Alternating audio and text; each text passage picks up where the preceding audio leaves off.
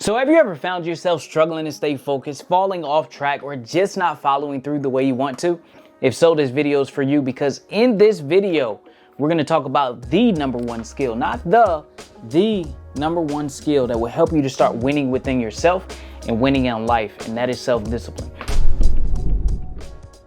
Now, I've been studying self-discipline for the past decade now, and over the years, I've fallen more and more in love with it. Why?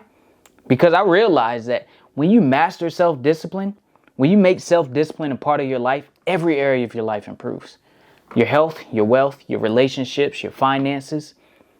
So for me, it's like, where do I sign up? You know, I'm ready to go. But then it makes me wonder, why is everybody else not on this train? If it improves every other area of your life, why is everybody else not doing it? And I realized that everybody's framing of self-discipline is different. See, most people view self-discipline as boring, as restrictive, as taking away from them. But in reality, it's not self-discipline. See, most people think self-discipline is forcing yourself to do things that you really don't feel like doing, and doing those things on a consistent basis with the hopes that one day, just one day, you enjoy that thing that you hate so much. I hate going to the gym, but I'm going to go to the gym. I'm just going to push through. Then maybe one day I'll enjoy it just like everybody else. It doesn't work that way. Number one, that's boring. Number two, that definitely is restrictive. And number three, that's not self-discipline. Self-discipline is the process of becoming who you need to become so you can do the things you need to do consistently. I'm going to say it again. Self-discipline is the process of becoming who you need to become so you can do the things you need to do consistently. Self-discipline is not about an action. It's not about a behavior. Anybody can demonstrate what it looks like to be self-disciplined for a short amount of time. But self-discipline is about who you are becoming, right? Take, for instance, I've been going to the gym for about 15 years. And going to the gym for me is not something that I actively have to think about. It's not something that I have to write down every day just to make sure it gets done. It's not something I have to put on my to-do list so I can check it off at the end of the day to make sure I go to the gym. Going to the gym is what I do because going to the gym is who I am. It's like my arm, my hand, my leg, my ear, my eye. Look, there is not a world that exists that I can picture myself not going to the gym consistently. Whether I'm sick, whether I'm hurt, whether I'm tired, it does not matter. Whether I'm traveling, I'm going to find a way to exercise and go to the gym. Not because it's just what I do and it's what I love. Most of the times I don't even feel like going to the gym, to be honest. But I still make my way to the gym. Why? Because it's not just what I do, it's a part of who I am. Self-discipline is the same thing. It's not a series of behaviors, but it's a type of person that you become. It's building your habits, building your mindset. It's building your character so that those actions become a part of who you are. That's what self-discipline is. The process of becoming who you need to become so you can do the things you need to do consistently. That portion about becoming who you need to become speaks to the process of growth. You see, self-discipline is a long-term commitment to a personal evolution, right? Versus a short-term sacrifice where you're only focused on the result. Like, how can I get this result right now? It's a long-term evolution to a personal growth and personal development and becoming something more. That's what self-discipline is. It's aligning your actions with your identity. Because there's no way that you'll be able to act consistently without shifting your identity. Now, what is identity? Identity is the thoughts you believe to be true or untrue about yourself. It's that internal narrative, that conversation that nobody else hears but you. It's the thing that shapes your decisions, shapes your behaviors. Ultimately, it's the thing that's going to shape your life and determine your life. Why? Because how you think, how you behave is going to give you a result. And that result is going to show you which path you're traveling. And it's going to determine your life. Right? Look, we will always act in alignment and equal to who we believe ourselves to be. Always. Beliefs drive everything. Because your beliefs that drive your behavior, it's your behavior that's going to produce your result. And that result is going to reaffirm who you believed yourself to be in the first place. For instance, take this story about a guy named Paul in the wall. Now, Paul's a young man traveling to a land that he believes he can have a better future. So after many days of traveling, Paul finally makes it to this land.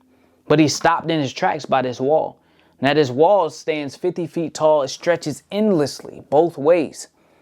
And he's thinking to himself, how am I going to get over this wall? It's the only thing that's stopping me from reaching that future that I believe that I can have. Now, Paul goes and thinks to himself, you know what? Maybe I'll climb the wall. That's what I'll do. And then he looks up and was like, nah, that's a lie because that's too high. He says, maybe I'll just go around. I mean, it can't go on forever. It has to be an opening somewhere. He looks both ways and says, not today. That's too far away. He then goes and says, you know what?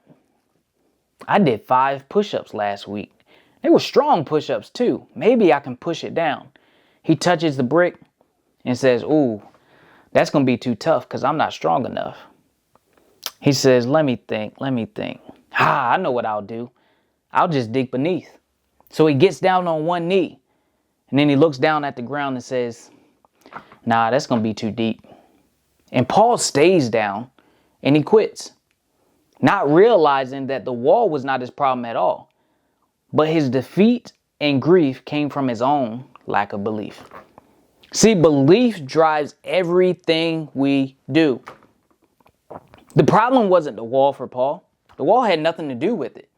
But he didn't even try to get across the wall. He made no attempt to get across the wall. Many great ideas, but he sat there and didn't do anything. Ended up on the ground, ended up staying there. Why? Not because of the wall, because of his belief. Right? Could he have climbed the wall? Maybe. Could he have built a ladder to climb the wall? Possibly. Could there have been an opening about 50 yards down, 100 yards down, either way? Possibly. Could he have pushed the wall down? Maybe not. But he could have found something to knock a hole in the wall and climb through the hole. He could have created something from that idea. Could he have dug beneath? Maybe not. But he could have found something to start digging. And maybe that would have led to another idea. But the wall wasn't his problem, it was his belief. Because belief drives behavior, behavior produces a result, which then reaffirms what you believed in the first place. Take, for instance, if someone's going for an interview, and they was like, man, I just need a job. So they apply for a bunch of different jobs, just throwing their line out there. Then they get one that they don't feel they're qualified for. So in their mind, they're thinking, man, I'm not qualified for this job. I can't do this. But they get the interview anyway. But they're going into the interview because they need a job. So then they go into the interview and underperform. So tell me a little bit about yourself. Well, I'm hardworking. I show up to work on time. Yeah, I do that. And yeah. So tell me, why do you want this job? Why do you think you're the guy for this job? Well, I believe I'm good at customer service. Yeah, and I'm just a hard worker. I'm ready to go. Then soon as he leaves, he gets an email that says, thank you for your time, but we decided to go in another direction. And then he thinks in his mind, see, I knew I wasn't qualified for this job. I knew I wasn't going to get this job. But it was his belief that drove his behavior to underperform, which got him the results that he got, which then reaffirmed his belief. It had nothing to do with his qualifications. He was at an interview for a reason. And that thought didn't cross his mind one time. But it was his belief that he had about himself that drove his behavior, which then produced his result, which then reaffirmed his belief. And it works both ways. It's just not with negative beliefs. Positives as well. So if you believe you're strong, you're going to act strong, which is going to give you a result, which then is going to reaffirm your strength that you believe you have in yourself. So if you believe you're strong, confident, you get things done, that's going to be reflected in your behavior. But if you believe you're weak, you lack confidence, you don't get things done, then that behavior or that belief is going to be reinforced by your behavior. Belief drives everything that we do. So if you have a self-limiting belief, there is no amount of effort, there is no amount of motivation that's going to be able to create the change and transformation that you're looking for long term. Like I said, anybody can perform self-discipline acts, or anybody can do something for a short period of time. Anybody can eat clean for a week. But to create that consistent long-term consistency, you need an identity shift, because you can't act consistently without shifting your identity. Now, I talk about this concept in my book, Winning Within: How to Win the War Between Greatness and Mediocrity. Currently available on Amazon, by the way, if you want to check it out.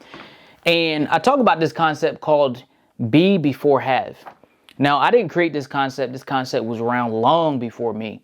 And it probably is going to be around forever, honestly, as long as humans are walking the earth. But it's like a foundational principle that you can really rely on and stand on. So basically what it means is, if you take the word behave, right, and you split the word behave into two words. Let's go back a little bit. So anytime we're asking to become more focused, become more disciplined, really what we're asking at its most basic level, what we're asking for is a behavior change. We want to stop doing one thing and we want to start doing something else. Get rid of this, add into this, right? Maybe stop watching so much TV, start reading more books. Stop being lazy and laying on the couch so much, start going to the gym. We want to replace something with something else. So if you take the word behave, because we're asking for a behavior change, if you take the word behave and you split it into two words, you'll notice that the be comes before the have, not after. So what that says to me is be, do, have. Remember, we start with the word behave. We split it into two words, be and have. Now you have be, your behavior, you have right here, right? Be, do, have. So what that says is you can't have without first being and becoming the person you need to become, right? See, most people believe if I do, then I'll have, then I'll become. So if I do the exercises and eat the food, then I'll have the result that I want to have. Then I'll be able to say that I'm a fit person or whatever. If I do all the financial principles, then I can have the result of being rich. Then I could say that I'm rich. It doesn't work that way, right? You must first become the person you need to become. You must shift your beliefs, shift your identity first, right? Then you do that while doing, right? So you're doing these two at the same time, and then you can have the result. The be comes before the have. See, but the problem that most people run into is people want things to change, but they don't want to change. People are so desperate for their circumstances to change around them, but they don't want to change themselves. In life, we don't get what we want, but we get who we are. Because we're always going to act equal to who we believe ourselves to be. So until you decide to change, nothing's going to change. Everything's just going to stay the same. But once you decide to change, that's when everything around you changes. That's why when you become more disciplined, when you master self-discipline and you make discipline a part of your life, that's why every area of your life changes. Why? Because you're changing, right? You're not changing behaviors and staying the same person, but you're evolving and transforming. It's a difference between changing and transformation. Changing, you're asking to stay the same and you want little small things to change. But a transformation is unrecognizable. It's when you're evolving into something else. So until you decide to change, everything's just going to stay the same. There's a difference between wanting things to change and being willing to change. See, people you can want all day long that for your relationships to change, your business to change, your life to change, your health to change. You can want that all day long. That's free. You don't have to do anything. You can sit, dream, and want it all day long. But if you're not willing to make the change, everything's just going to stay the same. See, because change happens from within first. Consistent action comes from identity transformation, comes from shifting your identity. So let's talk about how do we shift that identity. It's a framework that I like to use called D.A.R.E. Now, this D.A.R.E framework is, let's talk about why D.A.R.E number one. Because D.A.R.E means to have courage, and it takes courage to shift your identity. So many people get comfortable with who they are. So many people get comfortable with what they know, what they believe they know about themselves. Right? But we're always evolving, and we're either becoming more of who we were created to be, or we're becoming less than who we are today. Everything is always in constant motion. Everything is constantly moving. So you're either becoming more of who you were created to be, or you're becoming less than who you are today. So it takes courage to want to shift your identity and become that person you were created to become. Because you're stepping into the unknown. You don't know what that future looks like. You don't know who you may have to leave behind or what you may have to leave behind. You don't know what you may find on the inside, what beliefs you've been carrying that you believe to be true for so long. You don't know. And for many people, that's a tough process. So we're going to talk about how to shift that identity so we can get the results that we want to get and ultimately become that person that we want to become. So with the D.A.R.E framework, the first one is define and decide. Number one is you have to define who it is you want to become, where it is you want to go. Because at the end of the day, if you don't know where you want to go, if you don't know who you want to become, then you'll just end up going nowhere. Right? You'll be getting pulled in multiple directions. It's almost like tug of war. You'll go this way, you'll go this way. You'll go this way, you'll go this way. You'll go this way, you'll go this way. And you'll end up just staying in the same place the whole time. So you have to define where it is you want to go, who it is you want to become. After you do that, you have to make a decision. You have to decide to become that person. You have to decide to go after that thing that you want to go after. And see, a decision and a choice is not the same thing. A choice is choosing from multiple options. That's having 3, 4, 5, 6, 7 options to choose from. But to make a decision, you still have the options there. But when you make a decision, you take one option off and you clear off the rest. You throw it all away. That's what it means to decide. And if you even take it a step further, right? And you look at the word decide from where it comes from, the Latin root word decide.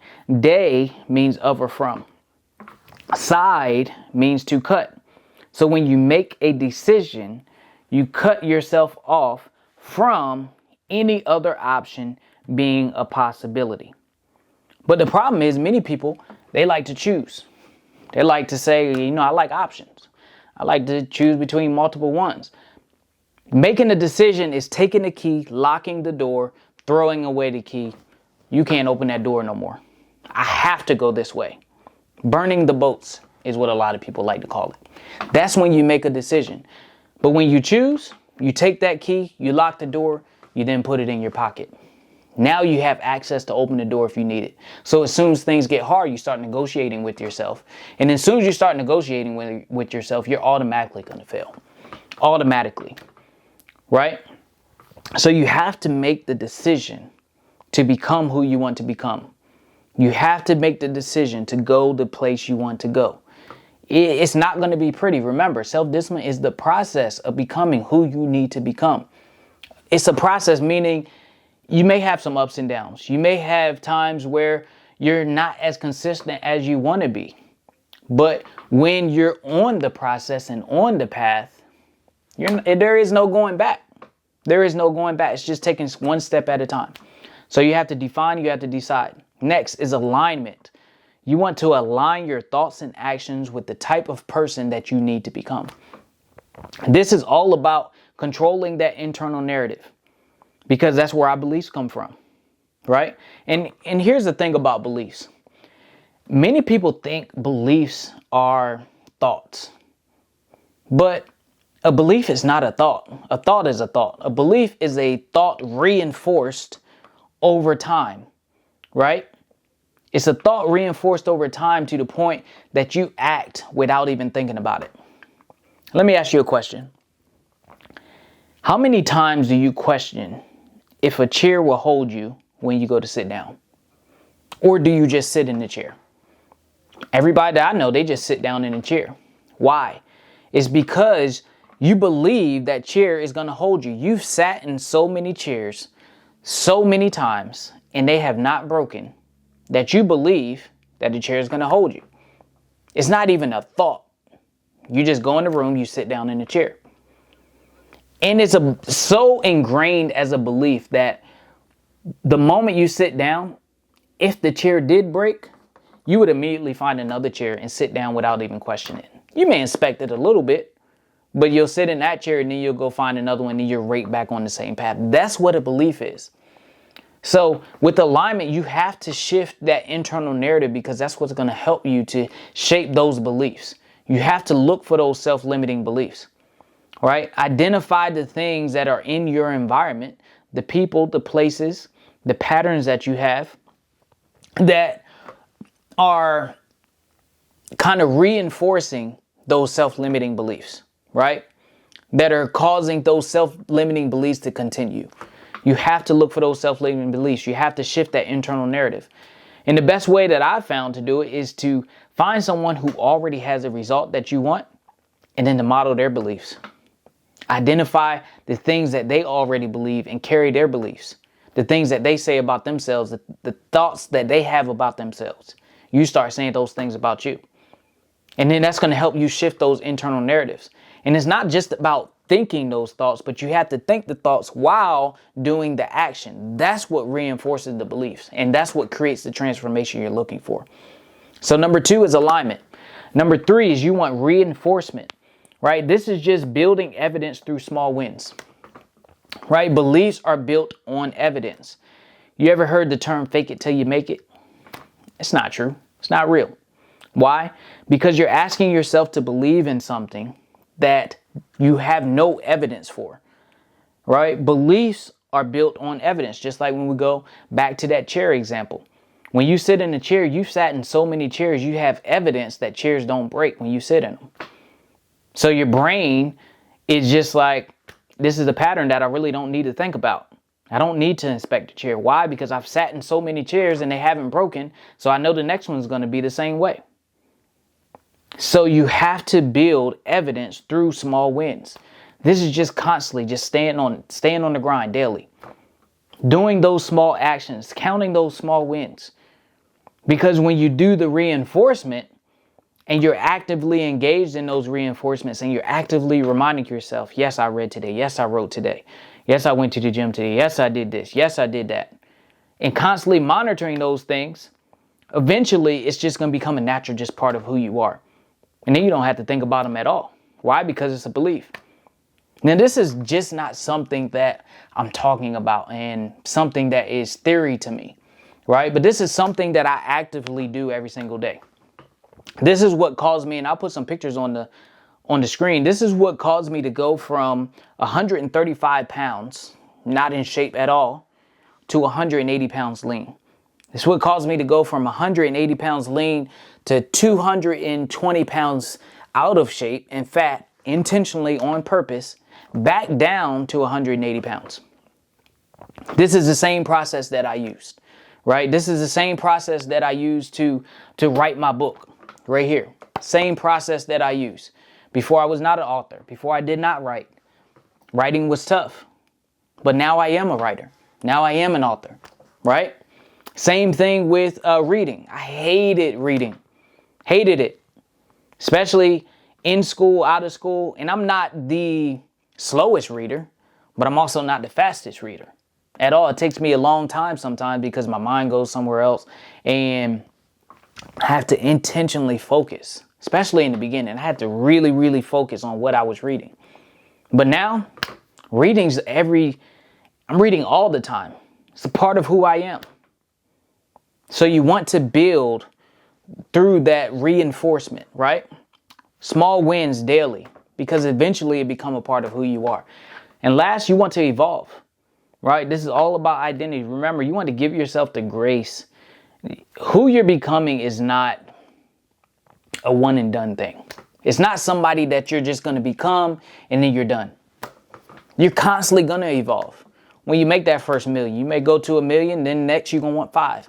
And then after 5, you're going to want 10. After 10, you may want 20, right? That goal is going to consistently move.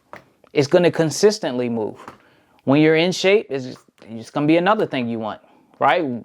Once you bench 135, then you're going to want to go 185. Once you get to 185, it's 225. Once you get to 225, 245. Then 245, 315. Right? And so on and so forth. The goal is going to constantly move. Why? Because we're constantly evolving into either who we are created to become, or we're becoming less than who we are today. We're constantly evolving, constantly growing, constantly changing. Things are always constantly changing. So you want to evolve you want to continuously evolve in your journey. Remember, it's a process. Who you think you are and who you think you can become today can become so much more. So you want to make sure you stay on that grind. Stay growing, stay learning, stay educating yourself. Stay on the pedal. But that's the D.A.R.E. Define, decide, align with your thoughts and actions, with the type of person who already has those results, right? Reinforcement, build those evidence through small wins. And then you just want to evolve, right? Evolve your identity. But I hope you enjoyed this video. Hope you got value out of this video. Don't forget to like, comment, subscribe. Make sure you share this with somebody you feel might be able to benefit from this content. Again, my book, Winning Within, How to Win the War Between Greatness and Mediocrity, currently available on Amazon. Thank you to all who have supported this so far. And I will catch y'all in the next video.